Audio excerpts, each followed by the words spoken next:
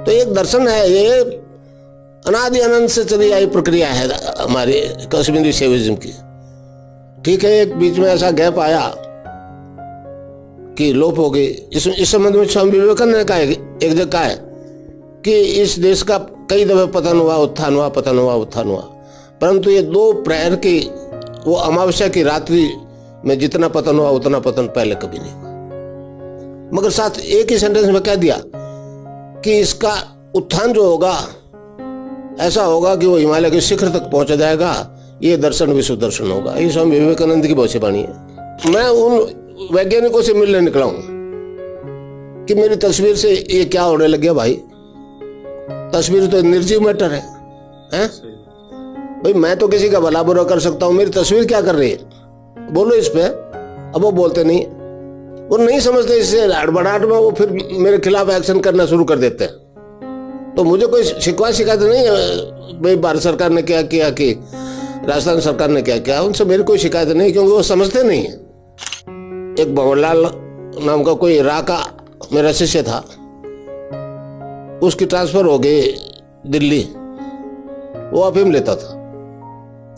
अब उसने वहां जाके पता चला कि अगर मालूम हो गया अफसरों को मैं अफीम खाता हूं तो नौकरी, तो घबरा गया, फिर बड़ी सीरियस होकर ध्यान करने लगा।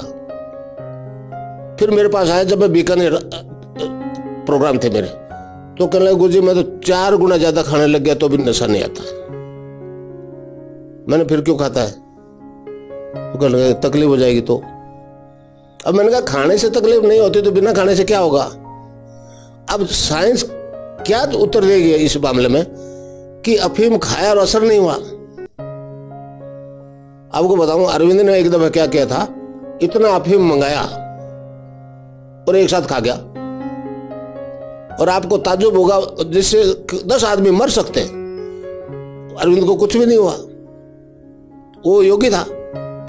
तो इस गले में वो थायराइड ग्रंथ होती है, इसमें 2 तरह के हाइपर और हाइपो, एक में आदमी अननेसेसरी मोटा हो जाता है, एक में बिल्कुल सूखे कंठ हो जाता है, और वो इस सिर्फ कंठ का करवाती है योग और 7 दिन में थायराइड ठीक हो जाता है।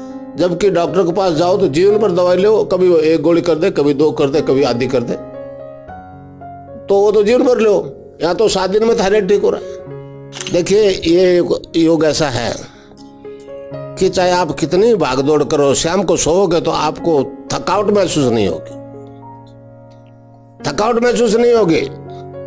और अरविंद ने तो कहा है कि योगी अगर 2 मिनट सो ले तो 8 घंटे की नींद की कमी पूरी कर लेता है, समझे।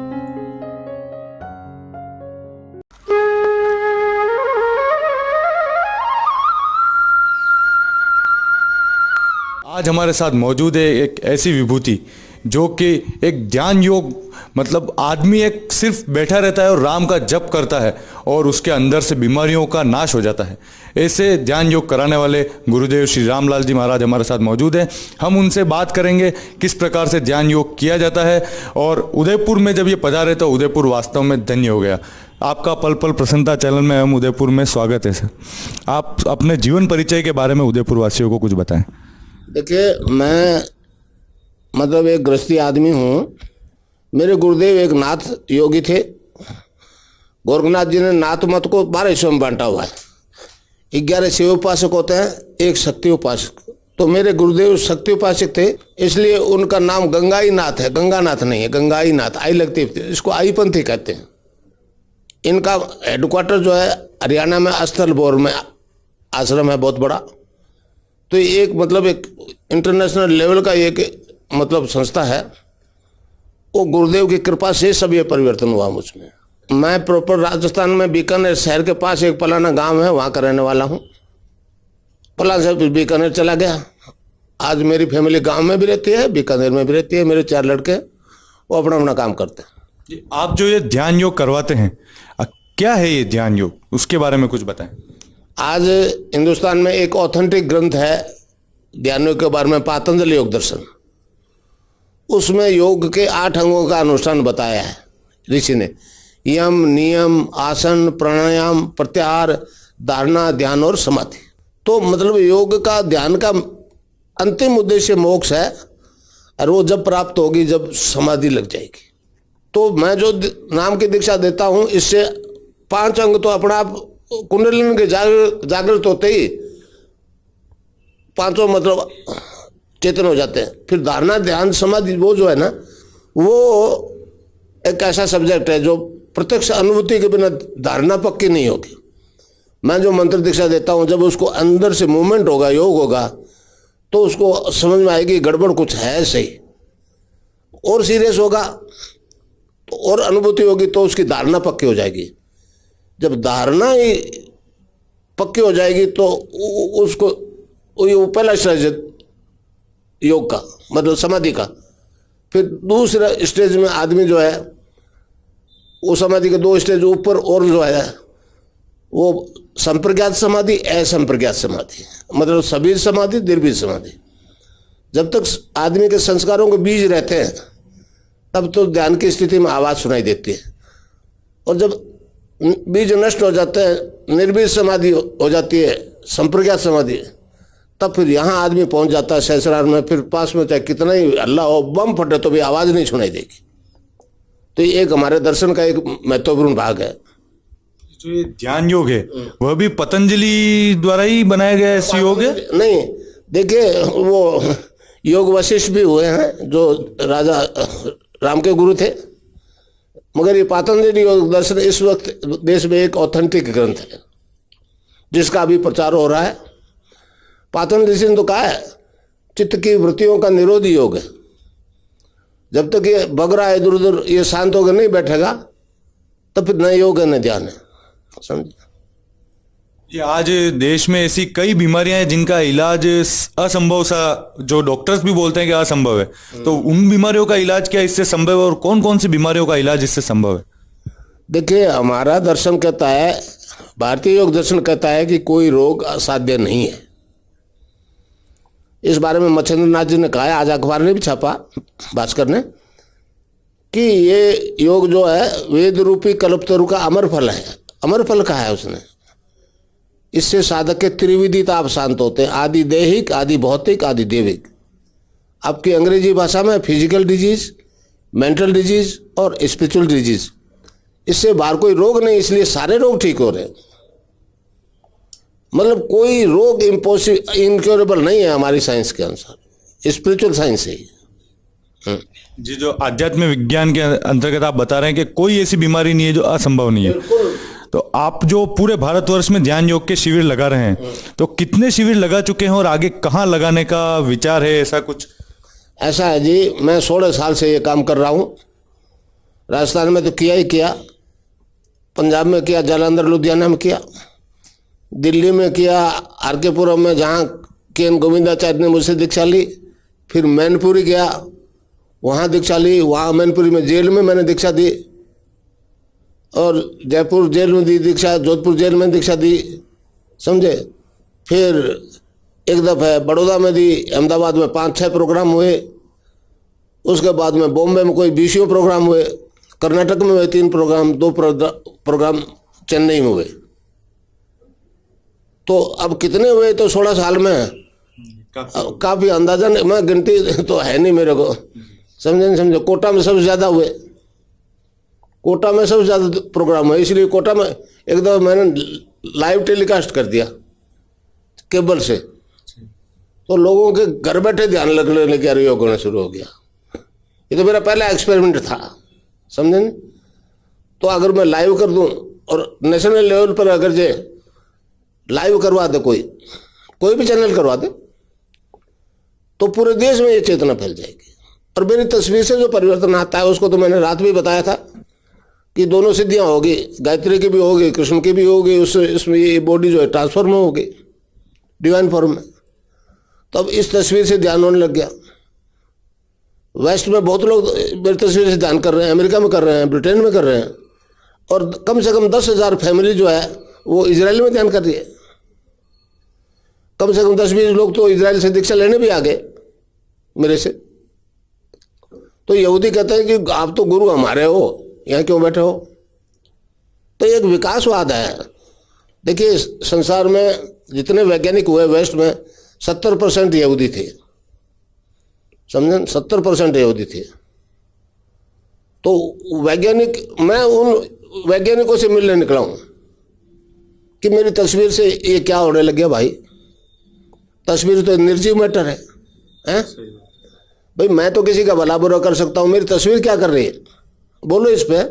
अब वो बोलते नहीं, वो नहीं समझते, इससे हड़बड़ाहट में वो फिर मेरे खिलाफ एक्शन करना शुरू कर देते हैं। तो मुझे कोई शिकायत नहीं है भाई भारत सरकार ने क्या किया कि राजस्थान सरकार ने क्या किया, उनसे मेरी कोई शिकायत नहीं, क्योंकि वो समझते नहीं है। मगर जो कर रहा हूँ वो तो एक ऐसा सकारात्मक रिजल्ट दे रहा है जो पूरे, मतलब ये तो यूनिवर्सल चेंज है भाई, मानव मात्र में होने वाली चेंज है, किसी धर्म से कोई संबंध नहीं है। वास्तव में जो सकारात्मक चेंज हमने जो आपके शिविर में देखा, तो उसमें व्यक्ति इतना ध्यानमग्न हो जाता है कि उसे पता ही नहीं चलता है कि वो किस तरह बैठा हुआ है, वो हिलने लग जाता है, जोर जोर से ओम नमः शिवाय का जाप करने लग गया था। ऐसा क्या हो जाता है शरीर के अंदर के मनुष्य को पता ही नहीं चलता है कि वो क्या कर रहा है? नहीं, उसको देखिए, वो कुंडलिनी उसी प्रकार का योग करवाती है जिसकी साधक को जरूरत होती है। बस किसी के दमा है तो उसको अलग टाइप का होगा प्राणायाम, और गठिया वाले को और टाइप का होगा, और जो बीमारियां, जो सिस्टम काम नहीं कर रहा है उसको स्टिमुलेट करती है, टर्न अप करती है कुंडलिनी। साधक उसको रोक नहीं सकता, इसलिए अलग अलग संस्कार के अनुसार से हर आदमी को अलग योग होता है। एक ही प्रकार का योग, जो जिस व्यक्ति को जो बीमारी है उसको सही करने में एक ही प्रकार का योग सिद्ध हो जाता है कामयाब? हाँ नहीं, अलग उस, हाँ वो सिद्ध योग तो एक ही है, उस सिस्टम विशेष को स्टिमुलेट करता। अब थायराइड है तो इस गले में वो थायराइड ग्रंथ होती है, इसमें दो तरह के हाइपर एंड हाइपो। एक में आदमी अननेसेसरी मोटा हो जाता है, एक में बिल्कुल सूखे कंठ हो जाता है, और वो इस सिर्फ कंठ का करवाती है योग, और 7 दिन में थायराइड ठीक हो जाता है। जबकि डॉक्टर के पास जाओ तो जीवन भर दवाई लो, कभी वो 1 गोली कर दे, कभी 2 कर दे, कभी आधी कर दे, तो वो तो जीवन भर लो। यहाँ तो 7 दिन में थायराइड ठीक हो रहा है। तो कोई बीमारी ऐसी नहीं है हमारे दर्शन में जो इनक्योरेबल हो। जी, ध्यान योग की अगर बात करें तो सबसे पहले व्यक्ति ये जानना चाहता है कि इसे कब किया जाए, पूरे दिन में ऐसा कौन सा समय है जब इस योग को किया जाए? देखिए, ये मुख्य रूप से जो सूर्योदय से पहले और नहा धो के नित्य क्रम से निवृत्त होकर कोई ठोस चीज खा के ध्यान नहीं करें। चाय वगैरह पी ले, कोई दिक्कत की बात नहीं है। ठोस, जब ठोस चीज खा लेगा तो शरीर भारी हो जाएगा, पहले तो ध्यान लगेगा नहीं, और अगर लग गया योगिक क्रिया शुरू होगी, जो खाया हुआ है उसकी उल्टी हो जाएगी। अच्छा, एक और परिवर्तन आप जब आप करने लगे तो विज्ञान के पास क्या उत्तर है कि कोई चीज खावे नशे की और उसका इफेक्ट नहीं हो, केमिकली परिवर्तन नहीं आवे, ये क्या हो रहा है? कई आदमी मेरे ऐसे शिष्य, एक भंवरलाल नाम का कोई इराक का मेरा शिष्य था, उसकी ट्रांसफर हो गई दिल्ली, वो अफीम लेता था। अब उसने वहां जाके पता चला कि अगर मालूम हो गया अफसरों को मैं अफीम खाता हूं तो नौकरी, तो घबरा गया, फिर बड़ी सीरियस होकर ध्यान करने लगा। फिर मेरे पास आया जब मैं बीकानेर प्रोग्राम थे मेरे, तो कहने लगा गुरुजी मैं तो 4 गुना ज्यादा खाने लग गया तो भी नशा नहीं आता। मैंने फिर क्यों खाता है? तो कहने लगा तकलीफ हो जाएगी। तो अब मैंने कहा खाने से तकलीफ नहीं होती तो बिना खाने से क्या होगा? अब साइंस क्या उत्तर देगी इस मामले में कि अफीम खाया और असर नहीं हुआ? आपको बताऊं, अरविंद ने एक दफा क्या किया था, इतना अफीम मंगाया और एक साथ खा गया, और आपको ताज्जुब होगा, जिससे 10 आदमी मर सकते हैं, अरविंद को कुछ भी नहीं हुआ, वो योगी था। तो ये योग जो है, आपको जो चीज अंदर डिमांड नहीं होगी, पहले तो खा नहीं सकते, फंस के खा लिया तो उसका कोई असर नहीं होगा, नशा आएगा ही नहीं। शराबियों को नशा 4 बोतल पी जाए तो नशा नहीं आए, पानी की तरह हो जाए। इसका क्या जवाब है साइंस के पास? बोलना पड़ेगा आखिर साइंस को भाई। मैं कोई डॉक्टर थोड़े हूँ। अरविंद माथुर ने मेरे को मैसेज किया, गुरुजी आप HIV वायरल लोड टेस्ट करवा लो, बाहर घटने वटने से तो डॉक्टर पकड़े में नहीं आएंगे। तो मुझे क्या मालूम CD4 क्या होता है, CD8 क्या होता है। मैंने HIV वायरल लोड टेस्ट कराना शुरू कर दिया। अरविंद ने मेरे को कहा था 50 से नीचे आ गया, इसका मतलब क्योर हो गया। तो यहाँ तो कोई हजारों आदमी का 50 से क्या 20 से नीचे आ गया, तो अब जवाब क्यों नहीं देती? साइंस जवाब क्यों नहीं देती? आपने जिस प्रकार बताया कि योग करने से पूर्व कोई ठोस पदार्थ का सेवन ना करें, ऐसी और कौन कौन सी सावधानियां इस योग को करने से पूर्व या योग करते समय व्यक्ति को रखनी चाहिए? कुछ भी नहीं है, आराम से बैठो, आंख बंद कर लोगे या गुरु को देखो, किधर ही मुंह कर लो, कुछ भी बिछा लो, कौन सी दिशा में नहीं भगवान है, समझे नहीं समझे? वो कुशासन बिछाओ कि शेर की खाल बिछाओ, ये तो कर्मकांडियों के बनाए हुए हैं और फिर एक ने एक गलती बता देते जी ये गलती की, ऐसा नहीं वैसा, ऐसा कुछ नहीं है। कई लोग कहते हैं जी 20 साल ही आराधना करो तो आपकी कुंडली जाग जाएगी। मैं नाम नहीं लेना चाहता, परंतु मैं कहता हूँ 20 साल गुरु चला इस दुनिया में रहेंगे, कोई गारंटी है क्या? और 20 साल बाद क्या हो जाएगा जो आज नहीं है? मैं तो इसी से चैलेंज के साथ निकलता हूँ। जिस दिन ध्यान योग शुरू करता हूँ उसके पश्चात उसी वक्त इमीडिएटली ध्यान करवा के रिजल्ट दे देता हूँ। जैसा आपने देखा 4 तारीख को, आपने तो पहले भी जो करवाए स्कूलों में रिजल्ट देखा। तो भैया ये तो मनुष्य में होने वाला ड्यू विकास है। अरविंद ने कहा है man is a transitional being, is not final but he will be. तो प्रकृति का पूर्ण रूपांतर होगा। अरविंद की भविष्यवाणी है आगामी मानव जाति दिव्य शरीर धारण करेगी, डिवाइन फॉर्म में ट्रांसफॉर्म हो जाएगी। सारे ईश्वरवादी धर्मों की भविष्यवाणी है, सभी की, ईसाई की, सबकी, मतलब क्रिएशन ऑफ न्यू वर्ल्ड। अब वो कैसा होगा न्यू वर्ल्ड? तब का है क्रिएशन ऑफ स्पिरिचुअल वर्ल्ड। वो स्पिरिचुअल वर्ल्ड के आदमी कैसे होंगे? तब का है divine transformation of human being होगा। मनुष्य मात्र उसमें बदल जाएगा। तो ये एक मतलब क्रियात्मक योग है, इसमें बहसता कुछ नहीं होती। मैं नहीं कुछ देता, साधक के पास सब कुछ है जन्म से। मैं तो उसको एक्टिव करने के लिए तरीका बताता हूँ भगवान के नाम का, उसको ही करना पड़ेगा तो सफल होगी। मेरे उपदेश से तो कोई पार नहीं पड़ने वाली। जी, ध्यान तो जो करेगा उसी को करना पड़ेगा और इसमें कोई विशेष सावधानी भी व्यक्ति को नहीं रखनी पड़ती है। एक ध्यान योग आध्यात्मिक भारत की देन है, इसके बारे में आप क्या सोचते हैं? देखिए ये शैव दर्शन है, ये कश्मीरी शैव दर्शन है। अब कश्मीर के बारे में तो जब भी चर्चा होगी तो हिंदू मुसलमान की लड़ाई के अलावा आपको कोई ज्ञान नहीं है। मगर कश्मीरी शैव सिद्धांत में ईश्वर के 5 काम बताए हैं: सृष्टि, स्थिति, लय, तिरोधान और अनुग्रह। जो 5वां काम जो होता है ईश्वर को, वो गुरु करता है। वो अनुग्रह के साधक को दीक्षा देता है भगवान के नाम की। उससे साधक अपनी और पूरे विश्व की वस्तु स्थिति जान जाता है, जिसको मैं मूर्त रूप दे रहा हूं कश्मीरी शैविज्म को। तो एक दर्शन है, ये अनादि अनंत से चली आई प्रक्रिया है हमारी कश्मीरी शैविज्म की। ठीक है, एक बीच में ऐसा गैप आया कि लोप हो गई। इस संबंध में स्वामी विवेकानंद ने कहा, एक जगह कहा है कि इस देश का कई दफे पतन हुआ, उत्थान हुआ, पतन हुआ, उत्थान हुआ, परंतु ये 2 प्रहर की, वो अमावस्या की रात्रि में जितना पतन हुआ उतना पतन पहले कभी नहीं हुआ। मगर साथ एक ही सेंटेंस में कह दिया कि इसका उत्थान जो होगा ऐसा होगा कि वो हिमालय के शिखर तक पहुंच जाएगा। ये दर्शन विश्व दर्शन होगा। ये स्वामी विवेकानंद की भविष्यवाणी है। जी, आज का जो युग है काफी भागम भाग का युग है, व्यक्ति को फुर्सत ही नहीं है। उस परिप्रेक्ष्य में ध्यान योग व्यक्ति को स्वस्थ रखने में, और व्यक्ति कम समय दे पाता है अपने ऊपर, उसमें कितना सहायक सिद्ध होगा? देखिए ये योग ऐसा है कि चाहे आप कितनी भागदौड़ करो, शाम को सोओगे तो आपको थकावट महसूस नहीं होगी, थकावट महसूस नहीं होगी। और अरविंद ने तो कहा है कि योगी अगर 2 मिनट सो ले तो 8 घंटे की नींद की कमी पूरी कर लेता है, समझे? जी, अंत में आप उदयपुर वासियों को आप अपने मार्फत क्या संदेश देना चाहेंगे? देखिए जी, उदयपुर का मेरे लिए बहुत बड़ा आकर्षण था। मैंने बड़ी कोशिश की 2 दफे, मगर पार नहीं पड़ी। मेरे गुरुदेव यहीं के रहने वाले थे, सिसोदिया राजपूत थे।